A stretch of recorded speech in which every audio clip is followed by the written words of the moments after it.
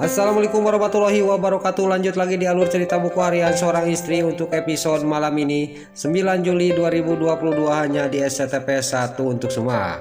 Di episode selanjutnya di sini Pasha juga sama Nana sampailah ke rumahnya Saskia, dan gak lama kemudian di sini juga pas lagi ngobrol sama ibunya Saskia juga keluar dari kamarnya. Dia juga sudah pakaian sekolah. Di sini Nana juga ngomong kepada Saskia, ini Pasha yang siap untuk mengantar Saskia ke sekolah, kata Nana kepada Saskia.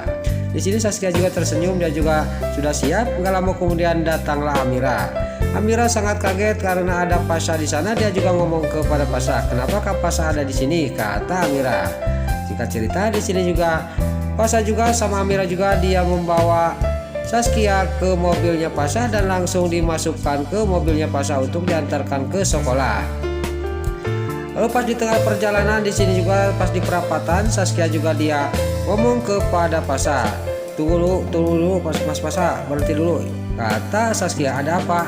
Itu lihat, itu orang yang telah mendorong mobilnya Bu Nana, kata Saskia kepada Pasha. Di sini terlihat ada orang yang dekat motor. Pasha juga ngomong kepada Saskia, apakah benar kamu itu orangnya, kata Pasha. Iya itu, kata Saskia. Di sini orang itu juga dia langsung pergi dan diikutin oleh Pasha. Lalu orang ini juga dalam batinnya, mendingan saya bawa orang ini ke markas, kata batinnya orang ini. Lalu singkat cerita di sini orang ini juga sampailah ke markasnya dan Pasha juga dia sampai ke markas dia. Lalu Pasha juga langsung turun dari mobilnya. Kamu tunggu di mobil ya Saskia, kata Pasha. Lalu Pasha juga langsung dia memanggil-manggil di depan pintu rumahnya preman itu. Gak lama kemudian keluarlah anak buahnya suruhannya para buana. Lalu di sini juga Pasha juga, saya tidak berurusan sama kamu, saya mau minta pertanggungjawaban sama orang yang pakai jaket coklat itu, kata Pasha sambil menunjuk ke orang itu.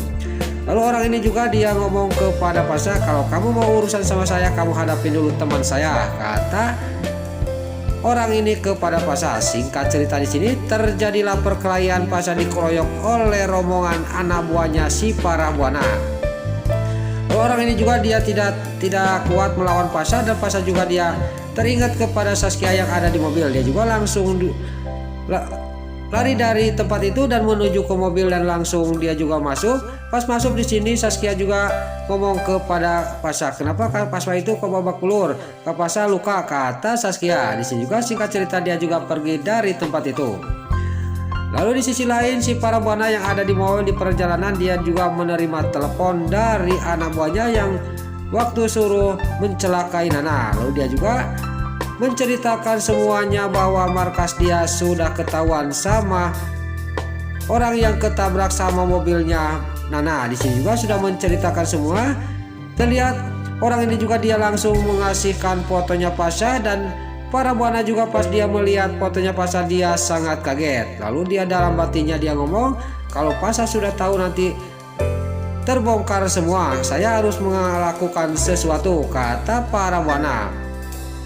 Lalu di sini para buana juga dia ngomong kepada anak buahnya, pokoknya kamu kejar dia supaya dia bisa digagalkan untuk pergi ke suatu tempat, kata para buana. Lalu di sisi lain di sini Nana yang lagi video callan sama Dewa, sudah video callan sama Dewa, tiba-tiba datanglah ibunya Saskia, dia bawa secangkir teh. Di sini juga Nana sama ibunya ngobrol dan dia tidak sadar bahwa di sisi lain ada anak buahnya para buana yang suruh melihat keadaannya di rumahnya Saskia. Di sini juga dia juga memantau terus dan gak lama kemudian datanglah mobilnya Pasha dan keluarlah dari mobilnya dan Saskia juga dikeluarin. Pasha keluar di sini sama Saskia, Nana sangat kaget. Kenapa muka kamu babak belur gitu Pasha, kata Nana. Lalu Nana juga dia ngomong lagi kepada Pasha, ada apa kamu Pasha, kata Nana. Di sini juga menceritakan semuanya Pasha juga dia kepada Nana dan ditambah lagi sama Saskia. Tadi ketemu sama orang yang telah mendorong mobilnya kan Nana, kata Saskia. Di sini juga Nana juga ngomong kepada Pasha, kamu sekarang kasih alamat markas preman itu, saya akan laporkan ke polisi, kata Nana kepada Pasha. Lalu Pasha juga dia langsung mengasihkan alamat markas preman itu. Lalu preman itu juga yang lagi melihatin dan mendengar pembicaraan Nana sama Pasha, dia juga sangat kaget. Ini bagaimana dia akan melaporkan kita ke polisi, markas kita akan dilaporkan ke polisi sama Nana, kata preman-preman ini. Lalu di sisi lain Pasha yang mau diobatin sama Amira, tiba-tiba Saskia ngomong kepada Amira, "Amira, biarin saya yang ngobatin Kak Pasha," kata Saskia. Di sini juga Amira juga tidak bisa menolak dan Saskia juga dia mengobatin Pasha yang luka-luka. Lalu Saskia yang lagi mengobatin Pasha di sini, yang Pasha juga dia diam aja diobatin sama Saskia. Tapi di sisi lain Amira dia ngomong dalam hatinya, "Kenapa sih saya ini kok cemburu bener kalau Saskia dekat sama Pasha, padahal saya itu tidak ada hubungan apa-apa. Saya sudah menolak Kak Pasha," kata batinnya Amira. Lalu singkat cerita di sini Nana juga dia pamitan kepada ibunya Saskia mau pulang. Pas Nana mau pamitan di sini Pasha juga dia ngomong kepada Nana, "Udah nak, kita bareng aja sama saya juga mau pamitan," kata Pasha kepada Nana. Singkat cerita di sini Pasha juga dia pamitan sama Saskia dan Amira. Pas Pasha sudah pergi sama Nana, di sini ibunya Saskia juga dia ngomong kepada Saskia, "Kamu harus tahu Pasha itu orang baik Saskia. Kalau kamu taruh sama Pasha pasti kamu lebih baik kehidupan kamu," kata ibunya Saskia. "Udahlah Bu, jangan dibahas terus masalah itu," kata Saskia. Tapi di sisi lain Amira sangat kaget dan dia juga dalam batinnya ngomong, "Saskia mau taruh sama Kak Pasha," kata batinnya Amira. Lalu di sisi lain si Nurus Tunjung, si Nini Kuntring, para buana yang lagi duduk di kursi, dia menerima telepon dari anak buahnya bahwa markasnya dia sudah ketahuan oleh Nana dan Pasha dan Nana mau melaporkan ke polisi. Pas dia menyebut kayak gitu, anak buahnya para buana juga dia panik dan langsung dia juga bangun.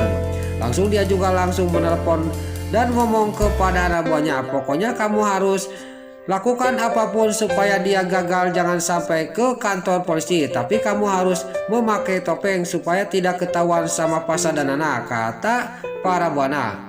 Oh, di sini anak buah para buana juga langsung memakai topeng dan di sini Pasha sama Nana yang lagi di mobil dia ngomong kepada Nana, "Kita diikutin oleh mobil di belakang, lihat kamu nak," kata Pasha kepada Nana. Nana juga menengok. Di sini Nana juga panik dan Pasha juga dia berusaha menenangkan Nana, "Kamu tenang aja nak," kata Pasha. Singkat cerita di sini juga Pasha juga langsung dia menggas mobilnya, tapi mobil yang di belakang dia langsung menyalip mobilnya Pasha, langsung menghadang mobilnya Pasha. Singkat cerita di sini Pasha juga turun dan terjadilah perkelahian dan Pasha juga dikeroyok oleh anak buahnya si para buana. Tapi alhamdulillah Pasha juga bisa mengalahkan anak buahnya para buana dan anak buah para buahnya juga langsung nyuksuk semua di dekat mobilnya. Lalu Pasha juga langsung pergi dari tempat itu. Nah, itulah alur cerita buku harian seorang istri untuk episode malam ini 9 Juli 2022 hanya di SCTP 1 untuk semua. Sebelum Mimin pamit, yuk kita doakan para pemain dan kru BSI semoga diberi kesehatan. Dan jangan lupa kita doakan sinetron buku harian seorang istri supaya bisa bertengger di rating nomor 1, amin. Dan juga sebelum Mimin pamit, bagi dulur, mama, tante-tante, bunda-bunda dimanapun anda berada yang baru bergabung dengan channel ini, jangan lupa tekan tombol like, komennya, dan subscribe-nya. Dan jangan lupa nyalakan lonceng notifikasinya juga ya guys. Dan juga sebelum Mimin pamit, Mimin mohon maaf kalau ada salah-salah kata dan kata-kata Mimin balelo lobati soledat karena Mimin tos ngabuda. Mimin mohon maaf. Sekarang Mimin pamit. Wassalamualaikum warahmatullahi wabarakatuh. Salam sehat selalu dimanapun anda berada. Terima kasih.